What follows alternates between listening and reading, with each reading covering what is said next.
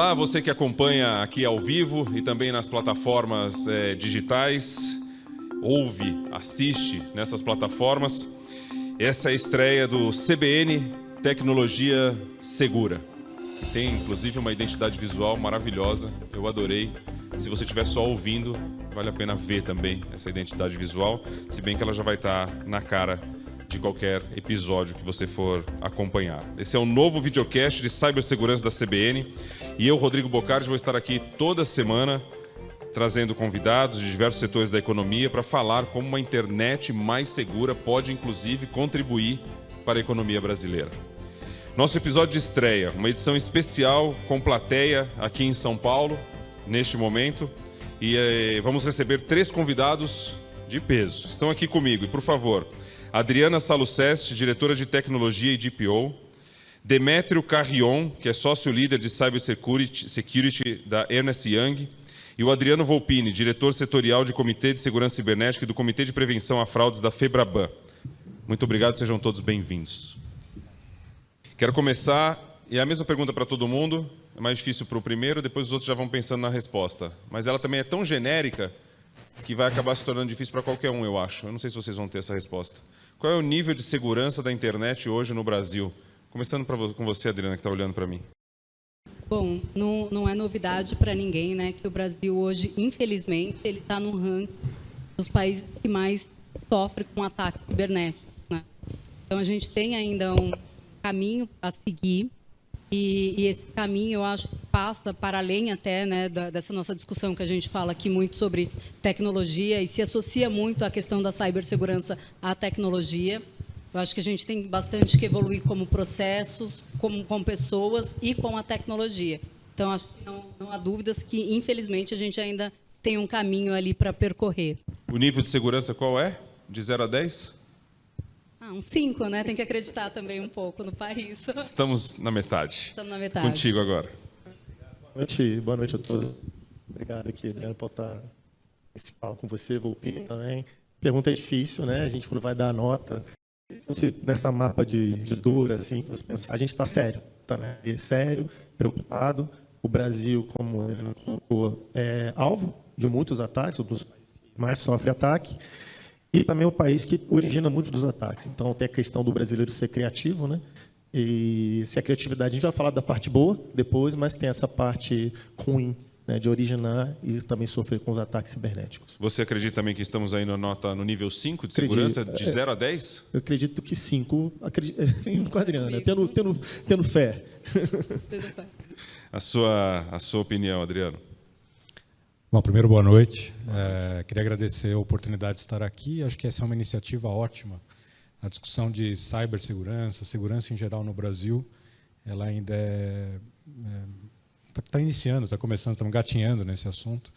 E a maturidade de todos depende muito da informação. Então, essa é uma iniciativa muito louvável para aumentar essa maturidade, a consciência das pessoas, empresas em geral.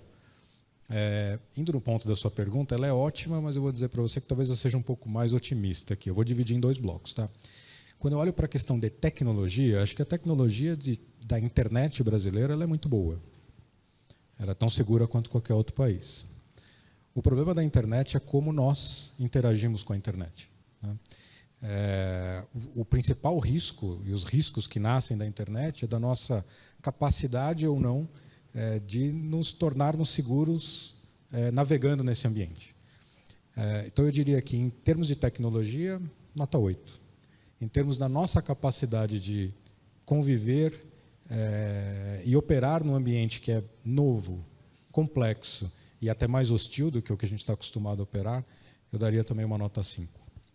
Temos muito que melhorar, então, na questão da segurança no Brasil. Tem até uma pesquisa que foi feita pelo MIT, divulgada em janeiro deste ano, mostrou o Brasil como um dos 5 países mais lentos na evolução da cibersegurança do G20. O que está acontecendo que a gente está demorando tanto para evoluir na segurança? Aumentar essa nota que vocês deram aí para a gente. Vou comentar aqui. Eu gostei do que o Volpini comentou. Se a gente fizesse uma comparação, né, da internet com estradas, a gente tem boas estradas, né, mas a gente tem que pilotar com seriedade, com qualidade, ter boa marcações, radares e por aí vai, tem muito a ser feito. O que demora para o Brasil são os investimentos, são necessários, são muitos investimentos, e tem também a questão de conscientização, né? O Brasil, se a gente falar do G20, você tem muitos países que estão envolvidos em guerras geopolíticas, vamos colocar assim, que acaba requerendo mais investimentos. Então, o crime cibernético ele é muito forte quando a gente fala dos Estados Unidos, quando a gente fala de Canadá, quando a gente fala dessas outras economias. Então, o Brasil acho que fica também um pouquinho atrás, porque os nossos investimentos na guerra cibernética é infinitamente inferior, até pela característica geopolítica do Brasil. Existem outros motivos, mas eu ressaltaria esse ponto como um dos principais. Diga, Adriana. Eu acho que a questão da diversidade que a gente encontra aqui no Brasil também é um ponto bem relevante, né? A gente tem aqui nas grandes metrópoles uma questão de conectividade muito propícia, a gente tem ferramentas muito propícias, mas não é a mesma conectividade que a gente encontra, às vezes, em algumas comunidades, em áreas rurais. Então, quando a gente pensa em segurança, a gente tem que pensar em protocolos de segurança altamente adaptável, né? Eu não posso pensar num protocolo único. E a gente pensa a quantidade de brasileiros que hoje a gente tem conectados, né? E aí, se a gente falar na diversidade, do ponto de tecnologia, a gente olha esse fator que eu coloquei agora, mas a gente ainda tem uma diversidade na questão de conscientização. Nós não estamos na mesma evolução digitalmente, né, igual em toda a população. A gente tem ali, hoje somos em 5 gerações convivendo ao mesmo tempo. Então, isso para o mundo já traz uma diversidade muito grande. Quando a gente olha no Brasil, essas 5 gerações ainda tem uma diversidade regional e de classe social e alguns outros quesitos que é maior ainda. Então, assim, a gente sempre vai precisar de um esforço maior, né? Quer seja na conscientização, quer seja nessa tecnologia para ela ser adaptável. Eu não posso trabalhar com um padrão porque eu não tenho um padrão. Então, eu acho que tudo isso também soma ali, né, traz essa questão dessa deficiência ali que o Brasil está, ou de ser mais lento para se adaptar, porque ele tem alguns desafios a mais, né? E é óbvio, falta mais investimento, falta algumas coisas que a gente também não pode deixar passar. Pegando essa sua colocação, e o Volpini pode dizer melhor, porque banco a gente tem no Brasil inteiro, e as pessoas no setor bancário também estão presentes ali. Vocês também percebem essa dificuldade de adaptação regional pelo Brasil, para que a gente possa ter uma conscientização única e também uma produção de segurança bancária que seja também linear e atenda a todos? Como é que... Não, sem dúvida. Acho que os pontos colocados aqui de... por que a nossa maturidade ainda está bem aquém do que nós vimos em outros países, tem uma relação muito estreita com o investimento, e eu concordo muito com isso, porque para proteger tecnologia, nós precisamos de tecnologia, né? E o nosso acesso à tecnologia ainda é mais caro, muito mais caro do que quando você compara com outros países no mundo, e isso se torna um entrave importante para a gente conseguir evoluir a infraestrutura geral e prover vou dar uma ideia aqui de número, para você ter uma ideia da dimensão de quanto que isso é relevante. Pegando um apanhado dos bancos que estão na Febraban, esse ano aqui nós estamos estimando investir pouco mais de 45 bilhões de reais em tecnologia. Desses 45 bilhões, mais ou menos 10%, pouco mais de 4 bilhões de reais, são investimentos exclusivos em tecnologia de segurança. Então, prover serviços tecnológicos, e o mundo caminhou muito rapidamente para ofertar, e o Brasil em si, muito rapidamente, para ofertar serviços com base em acessos na internet, pelo aplicativo, por um celular, etc., ele requer o investimento em segurança.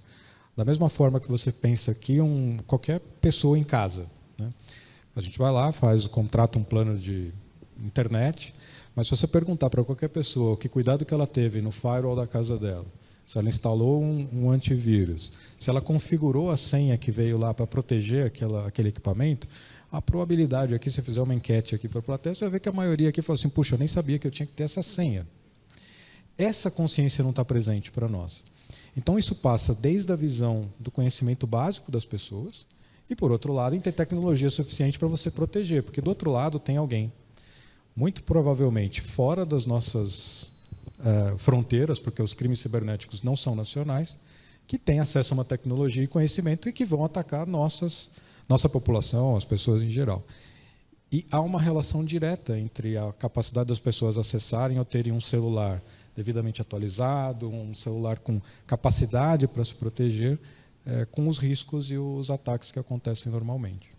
Demetrio, você percebe uma disposição por parte das empresas nesse investimento, assim? Porque, assim, tem a parte boa que é você trafegar cada vez mais dados, você conseguir agilidade, tudo de positivo.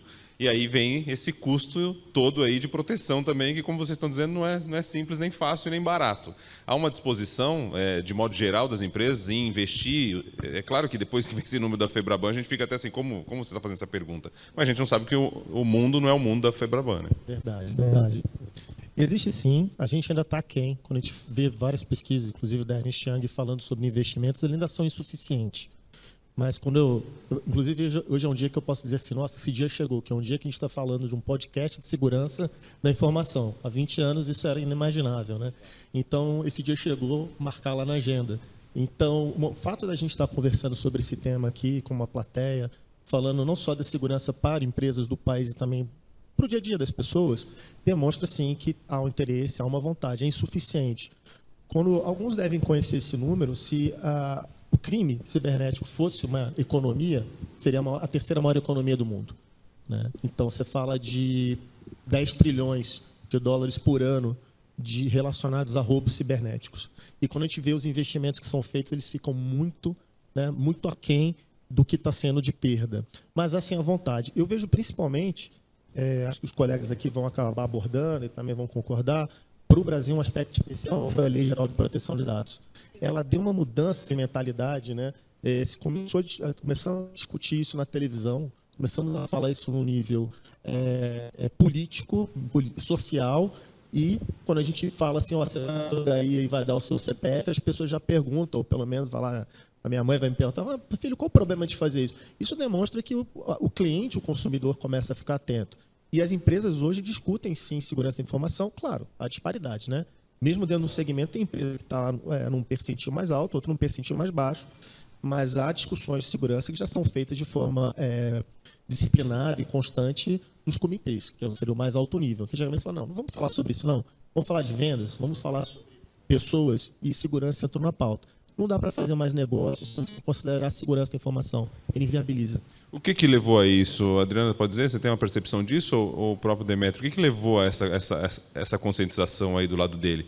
Foram fraudes recentes que vimos? São ameaças? O próprio crime cibernético que leva a essa preocupação?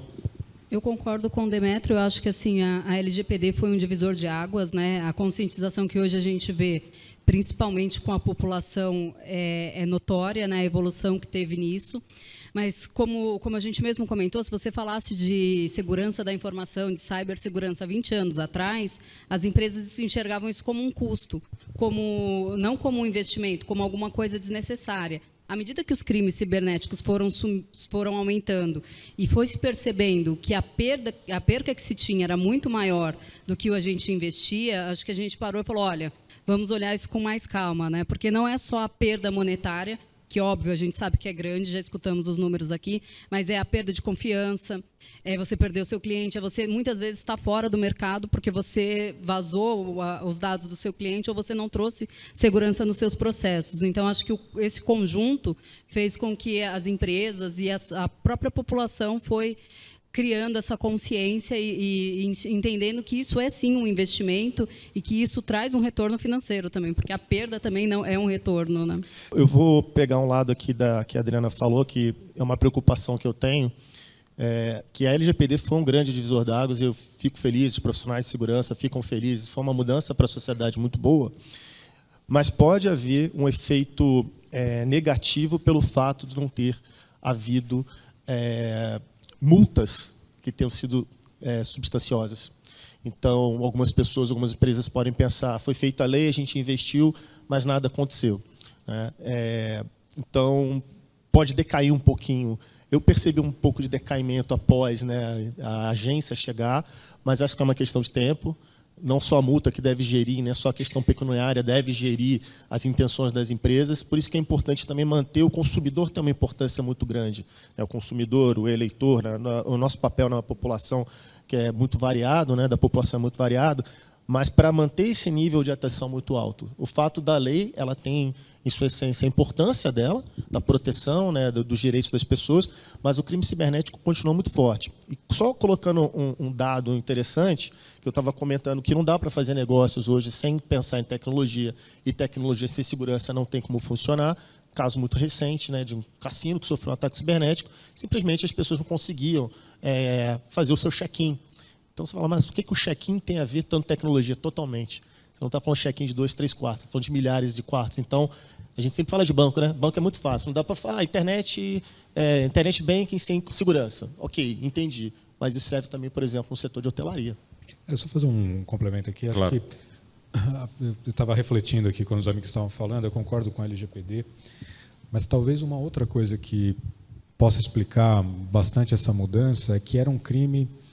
O crime cibernético era algo que o pessoal atrelava a algo distante da nossa realidade, né?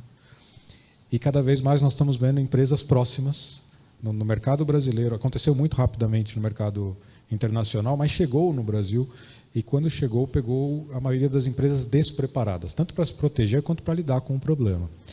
E a hora que pararam para avaliar o impacto, que vai desde as questões de multa, regulatória, etc., mas parar a operação da empresa por uma semana, 10 dias, traz um impacto gigantesco, né?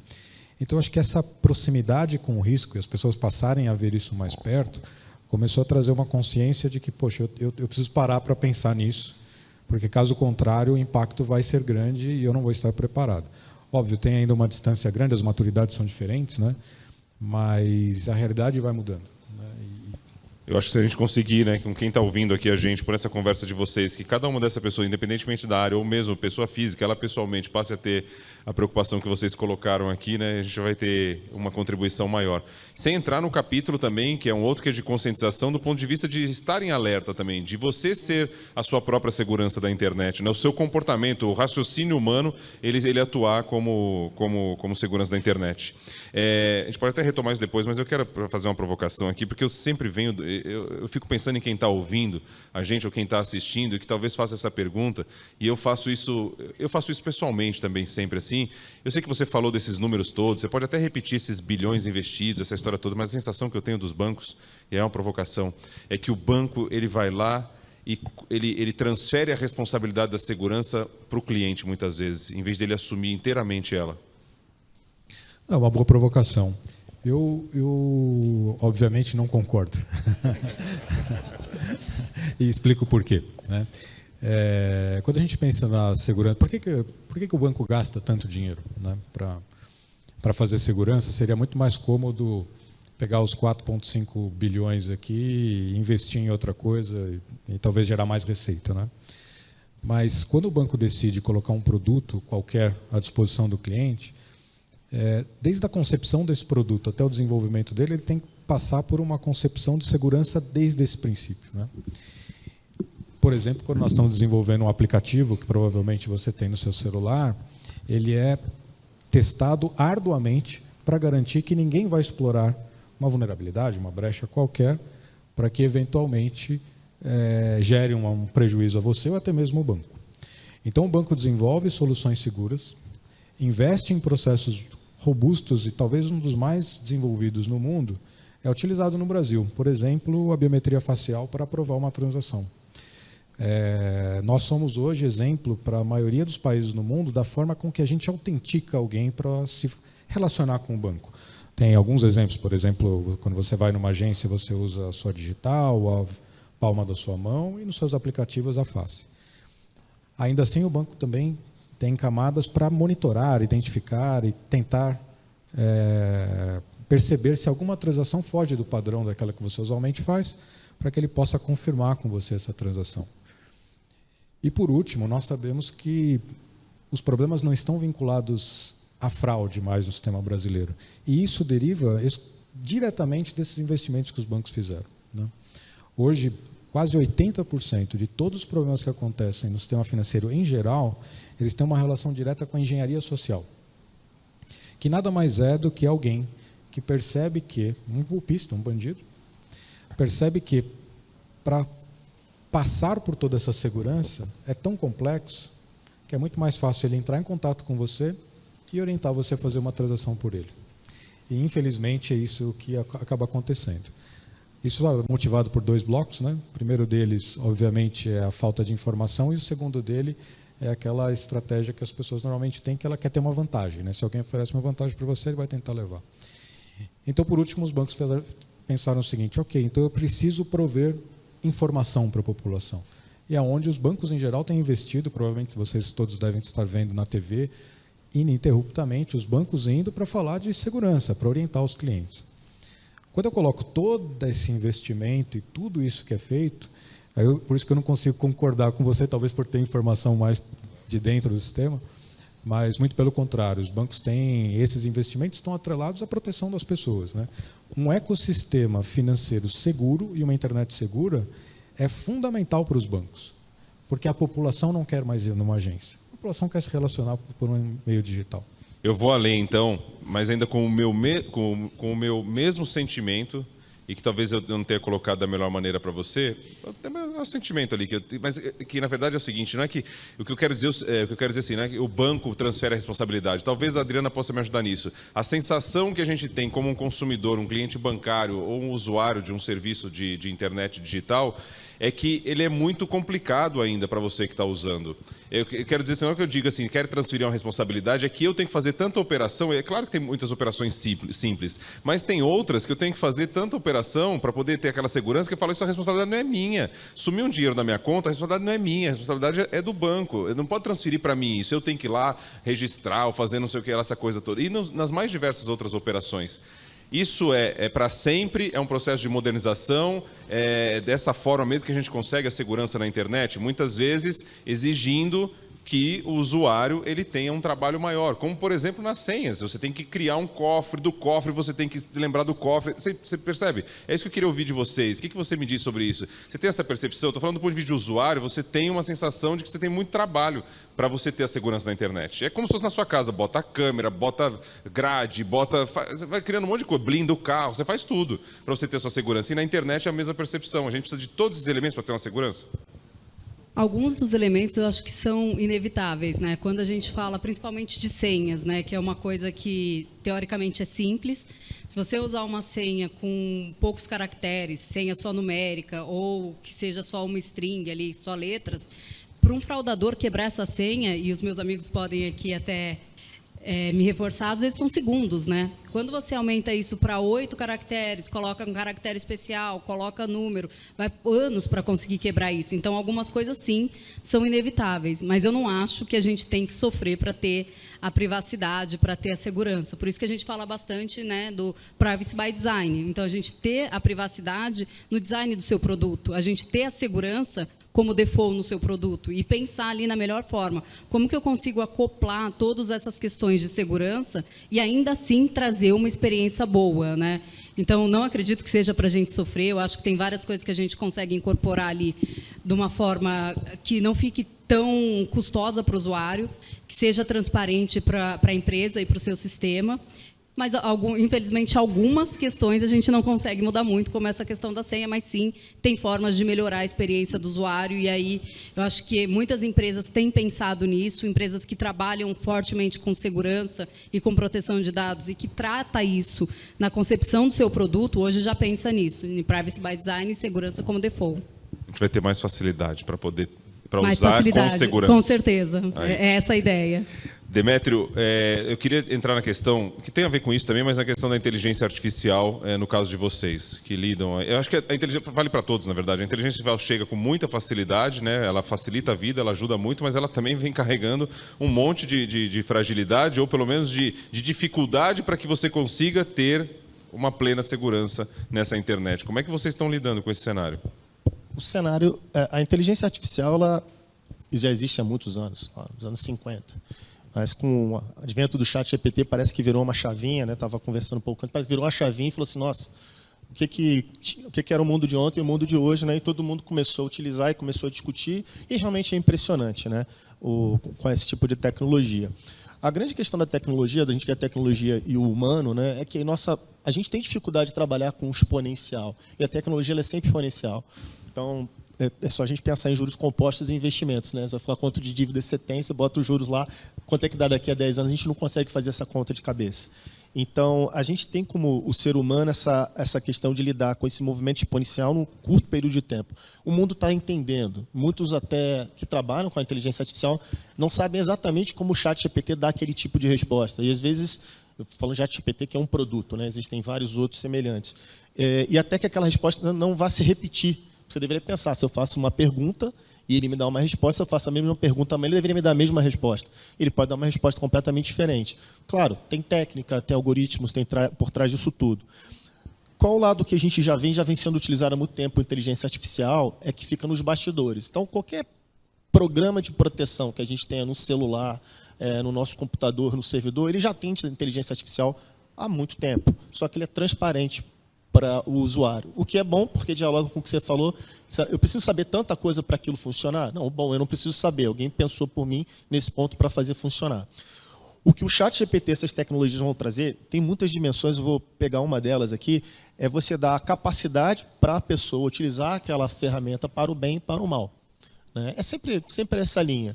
Só que não está mais escondido dentro de um produto, que está lá dentro, que usa uma inteligência que te dá um resultado que você não sabe como chegou. Você interage ali com a máquina de uma maneira muito mais simples do que antes eu precisava de um hacker, de um codificador. Então, eu consigo gerar coisas boas e coisas ruins.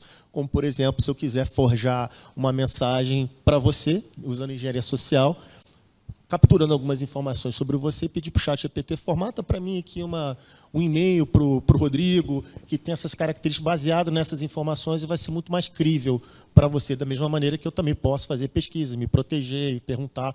Então, esse jogo de gato e rato, só que é exponencial. E a gente, para poder compreender totalmente, para quem se protege, fica atrás.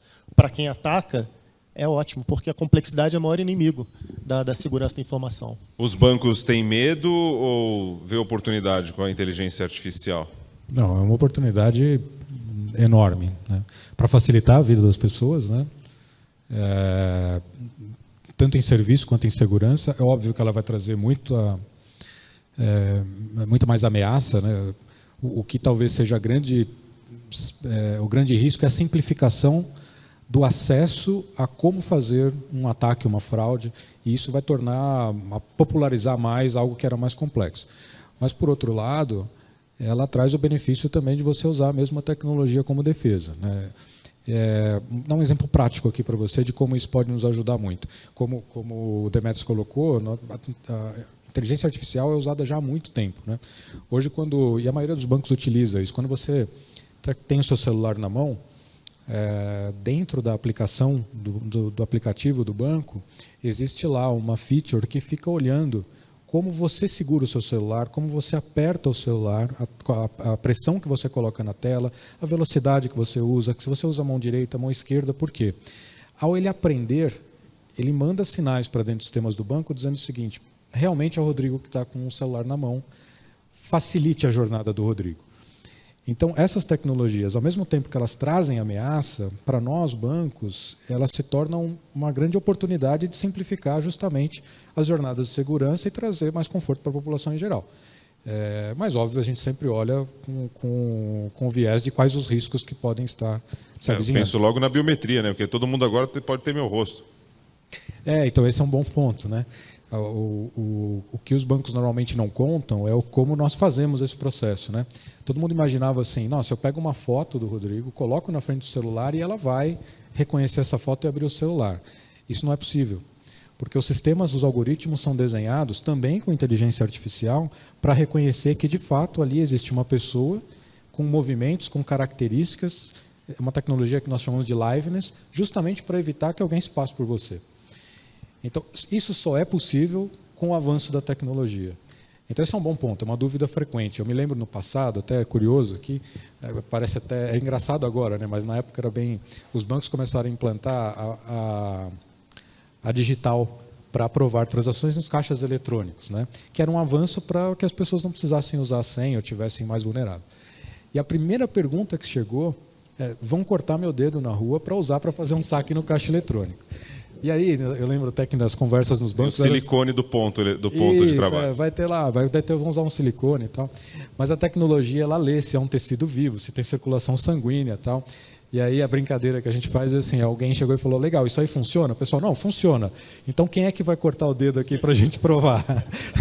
Com a foto foi mais fácil, não foi necessário. Importante avisar o bandido também, né? Pra não Então, e cortar o aí a dedo gente teve à que toa. avisar o bandido, né? Falando, não corte o dedo de ninguém porque não vai funcionar.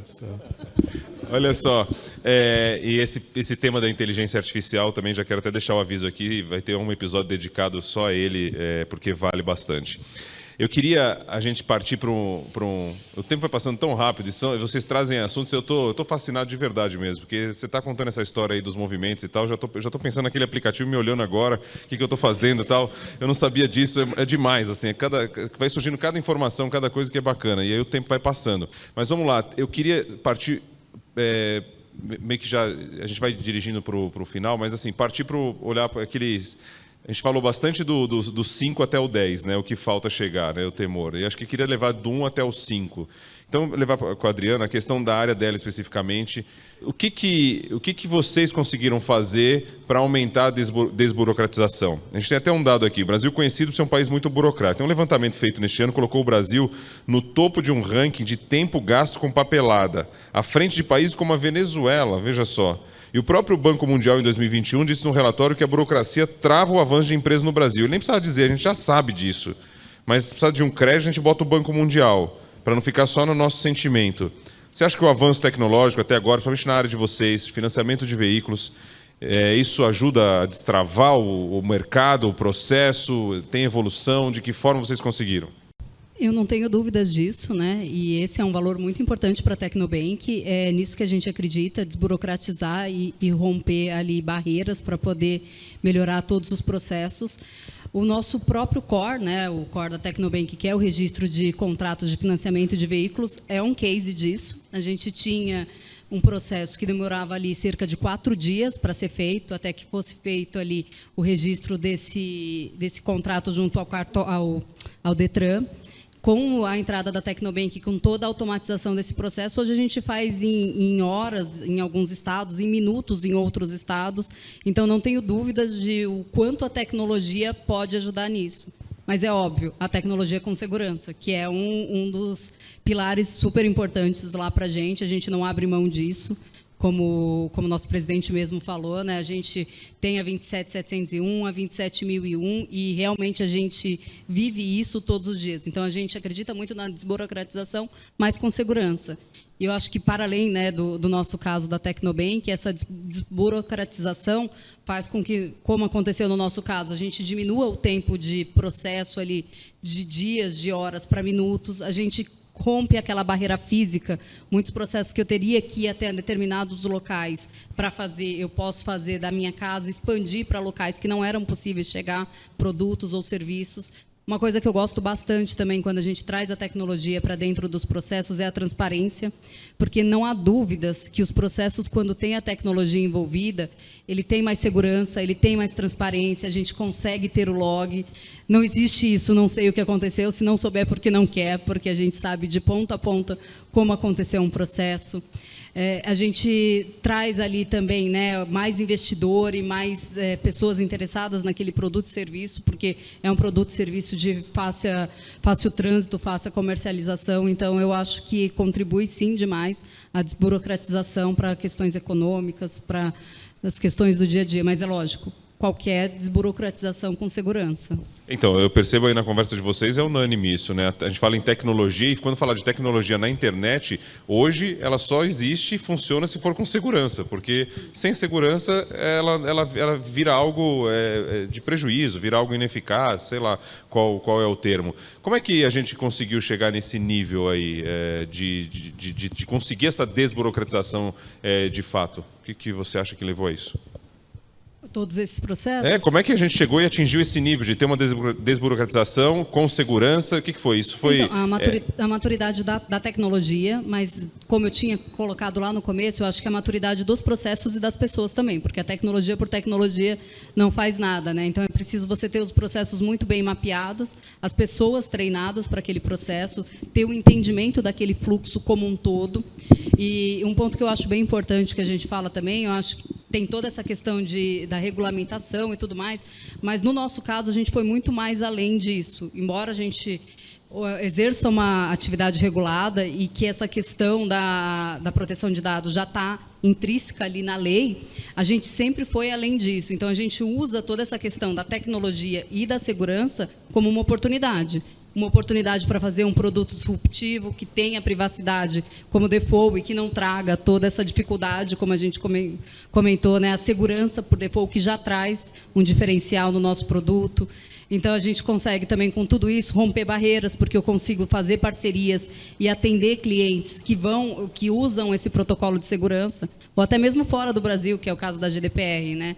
Então, eu acho que esse conjunto de pessoas, processos, tecnologia, sempre voltado para uma experiência boa e uma segurança, é que fez com que a gente conseguisse desburocratizar, e eu acredito que seja a fórmula de sucesso para vários processos de desburocratização. Você traz uma tranquilidade na sua fala, que você coloca sempre pessoas, né, e que é o temor de todo mundo nessa questão da inteligência artificial, da eliminação das pessoas. A gente acaba ouvindo de você que você tem essas conquistas porque você tem envolvimento de pessoas.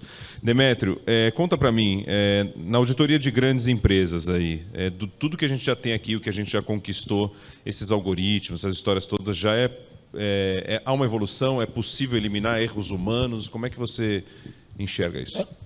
Toda a história que a gente tem de tecnologia, a gente nunca elimina, né, o erro humano. De alguma maneira, há uma interação do ser humano.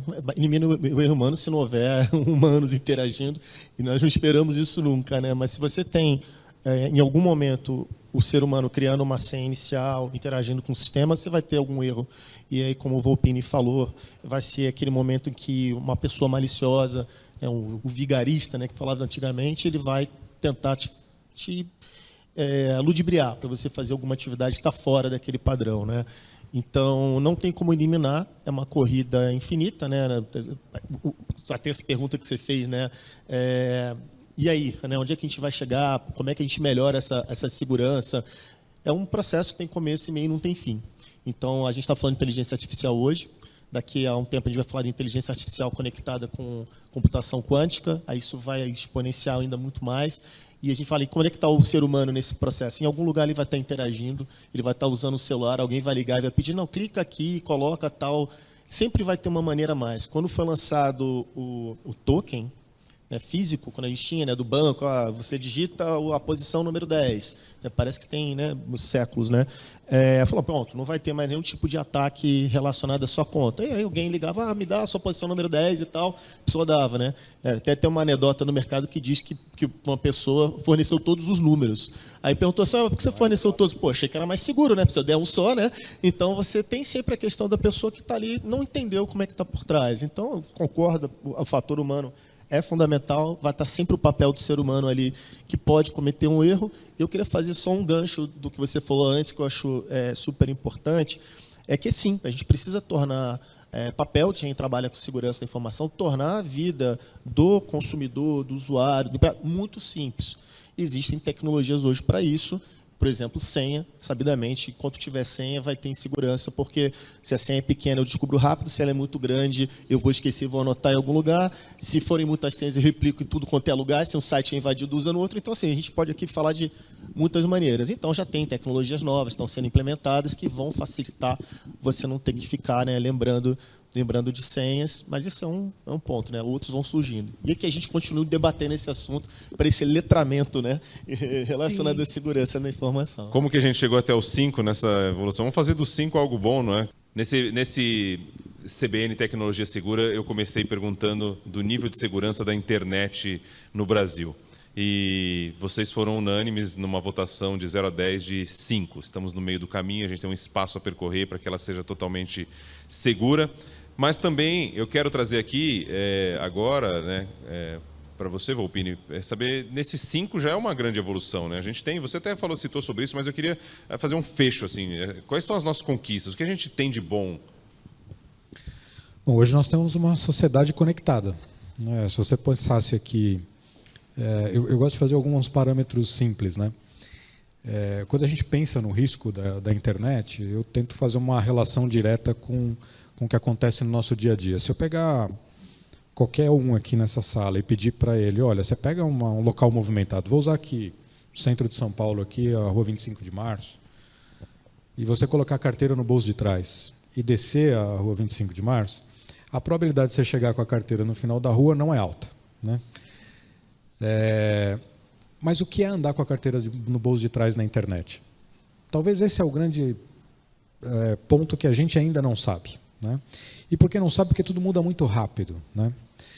Mas quando a gente olha para o Brasil, se eu pensasse, vamos pegar aqui entre nós, o Brasil há 5, 6 anos atrás, quantas pessoas portavam um celular, estavam conectadas, conversando abertamente pelos aplicativos de mensagem, acessando notícia muito rapidamente, e estando conectadas para fazer o seu imposto de renda, utilizar o seu banco, acessar o governo, serviços do governo. Então, nós avançamos muito rapidamente no uso da internet no Brasil, o que é ótimo. Isso que nos leva para um 5. Né? E por que isso foi possível? Porque as estradas realmente foram bem desenvolvidas, né? Inspiradas em exemplos bem-sucedidos em vários países, outros bons desenvolvimentos. O Brasil, embora seja um bom formador de ataques, né? É um bom formador de equipes de tecnologia e de segurança. Então, esse avanço foi substancial. Talvez nos falte agora a capacidade de entender quais são os becos escuros da internet, o que é andar com a carteira no bolso de trás e como nós podemos conviver com essa tecnologia, evitando os problemas e aproveitando só o que nós temos de oportunidade. Não é tarefa fácil, por isso que eu gostei da frase do Demétrio, que a gente começa, mas não tem fim, né? Todo dia a gente descobre que tem um problema novo. A internet não é diferente. A gente tratou muito fake news durante durante o ano passado, então, esse foi um dos grandes problemas. E as pessoas tiveram que aprender a conviver em como confirmar uma informação, como confirmar uma notícia e o que ela deve ou não considerar e acreditar. Então, eu acredito que essa evolução vai passar por nossa capacidade aqui de interagir mais com essa tecnologia. E a tecnologia, per si, ela não resolve esse problema. Ela vai estar disponível, né? É um ambiente com muita informação e muita velocidade. Saber filtrar, saber se relacionar, interagir e aproveitar dela vai exigir de nós uma evolução que talvez não seja tão rápida quanto foi a nossa adoção da tecnologia. Vou te dar eu tenho um dado que para mim é super impressionante. A pandemia mudou a forma com que todos nós interagimos com bancos, né? E nós acompanhamos vários números lá, porque os bancos provêm menos agências, não porque a gente quer, mas porque a população também não quer ir até a agência. Para você ter uma ideia, assim, que nos preocupou, assim, até nos surpreendeu, cresce 30% o número de transações no sistema financeiro ano contra ano, de 2021 para 2022. Tá? Dessas transações, mais ou menos 66%, 70% delas são feitas em canais digitais. Quando eu olho para essas transações, de cada 10, 8 são feitas com o celular. Isso é um avanço para a população enorme, porque é um serviço que você não precisa se deslocar, não precisa fazer nada. Então, por isso que eu consigo enxergar um 5, mas com uma possibilidade muito grande de nós todos construirmos, e esse programa vem bem nessa linha, construirmos uma evolução importante de um 5 ao 10. Perguntei bastante. Vocês têm alguma pergunta para fazer? E aí é um privilégio de ter público aqui junto com a gente. Se tiverem alguma dúvida, alguma pergunta, é a hora. Eu fiz bastante pergunta aqui. O que vocês querem saber? Alguém? Sem timidez. Obrigado. Eu acho que a Lei Geral de Proteção de Dados foi uma mudança estrutural nessa questão. Eu queria saber o que a Tecnobank está fazendo para estar à frente da Lei Geral de Proteção de Dados, dando toda a segurança nesse processo, e saber, tanto da Febraban como da Ernst & Young, a importância das empresas negociarem com outras empresas que seguem à risca a Lei Geral de Proteção de Dados. Adolfo Saxida, ex-secretário de Política Econômica, ex-ministro de Minas e Energia, a sua pergunta. Bom, hoje a Tecnobank é a única no setor que tem a ISO 27701, que é a ISO de proteção de dados. Então, além da ISO, né, que já certifica ali que a gente tem as melhores práticas, a gente vive isso no dia a dia. Como eu comentei aqui anteriormente, né, a gente vive isso desde da concepção do nosso produto, pensando ali na privacidade como design, a gente vive isso no dia a dia, no armazenamento dos dados, no atendimento ao titular, a gente tem canal de atendimento ao titular, então isso não é uma questão secundária para a gente, né? É o nosso dia a dia e ela vem ali à frente de tudo. Tanto a proteção de dados como a segurança como um todo, que também a gente tem a ISO 27001, que agora, inclusive, a gente fez a migração para a última versão dela, que é a 2022. Demétrio. Eu vou à segunda parte da pergunta, das empresas transacionarem com outras que respeitam, né, e seguem a Lei Geral de Proteção de Dados. O fundamental de se perceber, uma das essências da lei, que você, toda vez que gere alguma informação, processa aquela informação, mesmo que você utilize um terceiro, você é solidário com relação ao que for ocorrer. Então, em muitos momentos as pessoas falam, mas essa informação está sendo gravada na nuvem de empresa XYZ. Se algo acontecer, o meu contrato prevê que a responsabilidade é dessa empresa.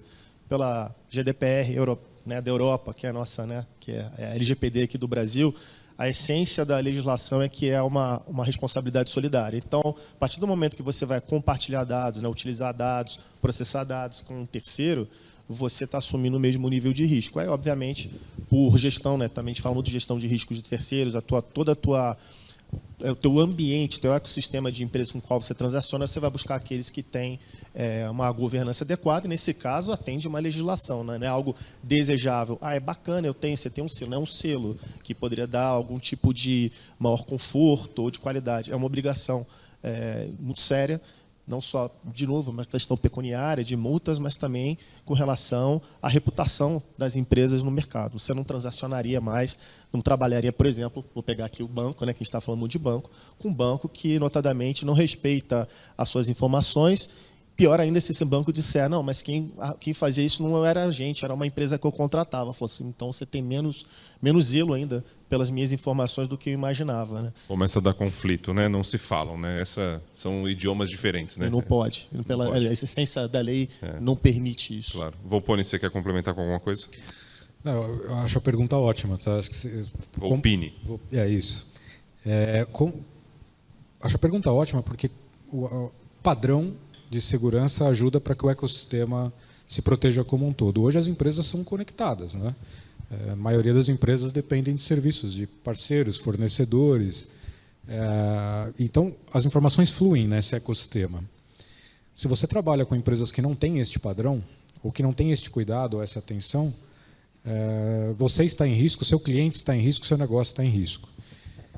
Então, dado esse ecossistema, essa expansão, e isso vale para o sistema financeiro, mas vale para qualquer empresa. Por isso que eu acho que a pergunta é ótima e é super pertinente aqui, porque à medida que nós passemos a adotar e também a cobrar entre nós que esses padrões estejam lá implementados, eu não tenho dúvida que a maturidade geral sobe, né? Dado que todos nós estamos interconectados. Então, é muito, muito pertinente. Eu acho que se esse é um padrão adotado no mercado brasileiro, rapidamente o Brasil cresce como não só na questão da proteção de dados, como em cibersegurança como um todo. Posso pegar aqui um ponto? Vou pegar o viés também de governo e fazer um paralelo com o que acontece nos Estados Unidos. Quando os Estados Unidos definem algum tipo de legislação, seja muito técnica, por exemplo, se você vai ter um determinado protocolo de criptografia para que os dados não passem lá de forma desprotegidos, ou quando você vai definir uma nova forma de como lidar com a computação quântica, e por aí vai. Os Estados Unidos usam o poder do governo de contratação para que empresas que se adequem a uma legislação, a uma determinada lei, possam transacionar com o governo. Então, é um caminho também que o Brasil adota e pode adotar cada vez mais. Usar o poder de compra do governo para que somente empresas que tenham esse tipo de responsabilidade, não só na primeira camada, ou seja, não só naquela empresa que está sendo contratada, mas também no ecossistema que aquela empresa utiliza para poder prover o serviço. E você traz uma responsabilidade em cadeia, porque o governo tem um poder de compra muito grande, à semelhança do que acontece nos Estados Unidos. Mesmo porque esses padrões evoluem continuamente, né? Então, essa é uma boa estratégia, né? A gente percebe que alguns órgãos de controle têm essa tendência, como o Banco Central, por exemplo, CVM, etc., mas o mercado como um todo poderia adotar exatamente essa mesma, e o governo poderia ser uma boa. Puxa a barra para cima. E quando você está interligado com uma empresa que tem um risco maior, você assumiu um risco maior também. O seu risco ele é maior, né? Você não consegue fugir disso. Então é uma escolha. Mais alguma questão para a gente fechar ou vocês estão bem? Ah lá, tem uma lá no fundão. Lá. Meu nome é Alex Henry, sou educador, né? E a minha pergunta ela está ligada ainda à questão de segurança. É mais sobre como o Brasil tem investido nos últimos anos, né, para criar talvez tecnologias próprias, para talvez não comprar tecnologia de outros países. No ano passado eu fiquei perplexo com uma notícia de que um jovem, né, era um técnico de informática, invadiu a conta do Neymar e acho que tinha desviado mais de R$200 mil, né? E era um jovem super comum e, inclusive, na entrevista eles batiam muito nessa tecla, como, né? E as pessoas não se atentaram a ele e ele ficou o tempo inteiro lá no quarto dele desenvolvendo um método para isso, né? E eu sei que nos países talvez mais avançados que o Brasil, eles fazem programas para que jovens que tenham o mínimo dessa inteligência se apresentem para que os desafiem, né? E consigam comprovar como eles conseguem tanto invadir como blindar. A minha pergunta é mais ou menos nesse sentido. Como o Brasil hoje, num sistema inteiro, tem trabalhado para tanto criar sistemas próprios de proteção ou então avançar nesse nível, assim? Quem pode falar? Vai lá. Tem dois pontos ali que são conectados, né? Primeiro, assim, como é que o Brasil ele se desenvolve e cria, né, proteção própria, em vez de ficar importando? E tem a ver, eu lembro disso. Agora você vai pensar em grandes empresas tal, de tecnologia ou de segurança da informação tal, sempre vem uma empresa. Você enxerga o headquarter dela em outro país, né? E não está aqui no Brasil. E geralmente é um grupo muito grande. E aí realmente é pertinente isso. Até que ponto também a nossa segurança, né, interna ela está protegida? Sabemos que tem muitas regulações, tem tudo mais. E a outra é isso, a valorização do Brasil da sua própria capacidade de criação de segurança. A pergunta é ótima, né? Seria quase minha visão, tá? Mas é quase impossível você tornar um país uma ilha de tecnologia em que você tenha controle sobre tudo que tem de segurança. Até porque o fato de você ter desenvolvido, não ter mostrado para alguém como você fez, não quer dizer que alguém possa invadir, possa descobrir uma forma. Então, por si só, não seria uma maneira de proteção garantida. E apesar de você ver discussões, né, de telecomunicações, os Estados Unidos não utiliza equipamentos de telecomunicações que são da China, a China também não vai utilizar dos Estados Unidos como maneira de preservar a sua segurança. Qualquer empresa hoje utiliza algum tipo de software que foi desenvolvido por uma outra empresa ou um software que foi desenvolvido de forma livre e aberta que está na internet, que você nem sabe quem desenvolveu, que pode ter sido um brasileiro, pode ter sido um americano, um canadense, um indiano. Então, isso é fato da proliferação mesmo, não vejo como voltar atrás e fechar. O que eu vejo, que aí está na tua pergunta, é sim, como educador, né, pensar no desenvolvimento desses profissionais, nos investimentos cada vez maiores em tecnologia no aprendizado. Abro até aqui parênteses de mais mulheres na tecnologia, inclusive há vários programas. Hoje você fala em segurança da informação, globalmente 25% dos profissionais de segurança são mulheres. Se a gente pensar que o mundo é formado por 50%, 51% de mulheres, aí muitos cérebros hoje que não estão na área de tecnologia, que a gente poderia discutir por quê, né? A gente iria longe nessa conversa. Mas um dado bacana para a gente ter aqui em mente que o Brasil conduz o maior exercício de defesa cibernética do hemisfério sul. Isso é coordenado pelo Exército Brasileiro e participam empresas no setor privado da nossa infraestrutura crítica. Então, muita coisa vem sendo feita, só que é uma corrida sem fim, né? O que a gente fez hoje, a gente bate, né, parabéns, mas amanhã vem um garoto de dentro de um quarto que desenvolve algum código, que descobre alguma coisa, alguém fala assim, caramba, de onde que ele tirou isso? Então, é uma corrida sem fim, mas o Brasil está fazendo o seu dever de casa, há muito que ser feito, mas a gente está, pelo menos, apontando o barco na direção correta. Posso acrescentar um ponto aqui? Claro.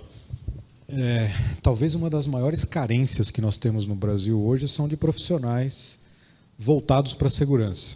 Então, assim, quando a gente passa a avaliar no ecossistema brasileiro os cursos de formação de profissionais de segurança, praticamente não existem, né? E num país com a dimensão do Brasil, com a população que nós temos e com a necessidade que nós temos do desenvolvimento, até para baratear o custo do acesso. Então, isso é uma parte fundamental que ainda não é bem assistida, né? Nós fizemos uma iniciativa de levar até a universidade professores que tenham conhecedores, né? Pessoas com um notório saber para começar a ministrar aula, né? Nas universidades, porque formando pessoas nas universidades nós conseguimos atrair mais gente para trabalhar do lado bom da força, né, para fazer segurança. A demanda reprimida que existe isso no Brasil é enorme. Então, assim, é algo que de fato requer nossa atenção, tanto na educação formal quanto na geração de oportunidade de desenvolvimento para as pessoas. E essas oportunidades vão gerar não só a questão da segurança, mas também desenvolvimento. Você pegar um exemplo de Israel, por exemplo, que por natureza precisa investir muito em segurança, o ecossistema de startups israelenses que vendem segurança para o resto do mundo é um negócio incrível. E o que gera de economia, o que gera de oportunidade também é incrível. Então existe aqui, de um lado, o risco, oportunidade. Talvez nós estejamos aí explorando pouco isso. Obrigado aí pela sua pergunta, viu? E olha, traz aqui uma pauta interessantíssima, uma pauta e uma resposta também para tanta gente, né? E eu falo na minha área, por exemplo, nesse mundo da comunicação com tanta transformação, todo dia vem sempre alguém perguntar, né? O que fazer, né? Onde está a oportunidade? A gente vê que o meio da comunicação ele passa por uma transformação gigantesca e essa transformação leva com que as pessoas não criem identidade, não saibam o que fazer, né, nessa área. E aqui ele traz uma oportunidade gigante, né? Uma resposta para tanta gente que está aí, porque a comunicação ela é tão ampla, para tanta gente que está aí sem destino ou procurando um caminho, tem uma oportunidade enorme que é trabalhar, investir nessa área, no conhecimento e na produção de tecnologia, de segurança da tecnologia, que, como nós vimos aqui nessa discussão hoje, é um caminho que não tem fim, ou seja, a oportunidade sempre vai existir, talvez cada vez mais à medida que a tecnologia avance. Se estudar em cibersegurança, com certeza a posição vai ter no mercado de trabalho, porque a necessidade é grande, o mercado ainda requer muitos profissionais, então é uma ótima oportunidade, sim. Com essa dica, a gente encerra esse episódio. Eu queria agradecer aos nossos convidados, a Adriana Saluceste, diretora de tecnologia e DPO da Tecnobank, o Demétrio Carrion, que é sócio-líder de Cybersecurity da Ernst Young, e o Adriano Volpini, diretor setorial do Comitê de Segurança Cibernética e do Comitê de Prevenção a Fraudes da FEBRABAN. Agradecer a todos vocês, agradecer a vocês que estiveram aqui nesse episódio com a gente presencial. Espero que tenha sido bom. Eu estou super feliz e empolgado. Espero que essa empolgação ela seja propagada e entre na mente das pessoas que estão com a oportunidade de compartilhar com a gente, de adquirir esse conhecimento, de poder ouvir essas discussões sobre esse tema tão importante, tão momentâneo e com muita perspectiva ainda para todo mundo. Teremos episódios para discutir especificamente Lei Geral de Proteção de Dados, teremos episódios para discutir inteligência artificial, antivírus, o papel de cada um de nós, né, também na evolução, na construção de uma tecnologia segura, é responsabilidade de cada um de nós. Então são vários subtemas, como eu disse, para traçar aí o panorama da segurança tecnológica no Brasil. O CBN Tecnologia Segura tem roteiro e produção de Leopoldo Rosa. E na semana que vem a gente volta com um novo episódio. Até lá!